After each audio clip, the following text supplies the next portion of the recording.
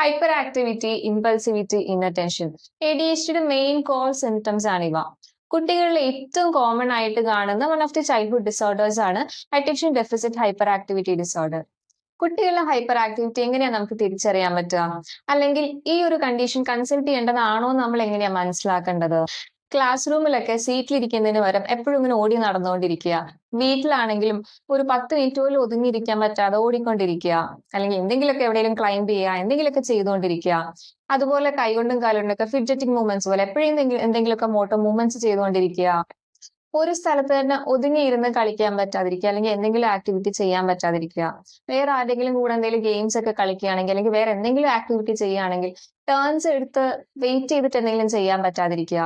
അതുപോലെ തന്നെ ഇപ്പൊ ആരെങ്കിലും ആയിട്ട് സംസാരിച്ചുകൊണ്ടിരിക്കുകയാണെങ്കിലും ഭയങ്കര എക്സസീവ് ആയിട്ട് ഒരുപാട് സംസാരിക്കുക. അതായത് ഇപ്പൊ വേറെ ആൾക്കാർ സംസാരിക്കുകയാണെങ്കിലും അവരെ ഇന്ററപ്റ്റ് ചെയ്ത് സംസാരിച്ചുകൊണ്ടേയിരിക്കുക. ഇത്തരം ബിഹേവിയർ ഇഷ്യൂസ് കാരണം പേഴ്സണൽ ലൈഫിൽ, അക്കാഡമിക് സെറ്റിംഗിൽ, സോഷ്യൽ സെറ്റിംഗിലൊക്കെ എത്ര ഡിഫിക്കൽട്ടീസ് ഉണ്ടാവുന്നു എന്നുള്ളതിനെ ഡിപ്പെൻഡ് ചെയ്തുകൊണ്ടാണ്, അല്ലെങ്കിൽ അതിന്റെ ഒബ്സർവേഷന്റെ ബേസിസിലാണ് ആൻഡ് റേറ്റിംഗ് സ്കെയിൽസ് ഒക്കെ യൂസ് ചെയ്തിട്ടാണ് ADHD ഡയഗ്നോസ് ചെയ്യുന്നത്. സാധാരണ വികൃതിക്ക് അപ്പുറത്ത് ഇത്തരത്തിൽ ഹൈപ്പർ ആക്ടിവിറ്റി ഇഷ്യൂസ് ഉണ്ട് കുട്ടികളിൽ നിന്ന് നിങ്ങൾക്ക് ഒബ്സർവ് ചെയ്യുകയാണെങ്കിൽ, നിങ്ങൾക്ക് ഫീൽ ചെയ്യുകയാണെങ്കിൽ, go and do consult A professional.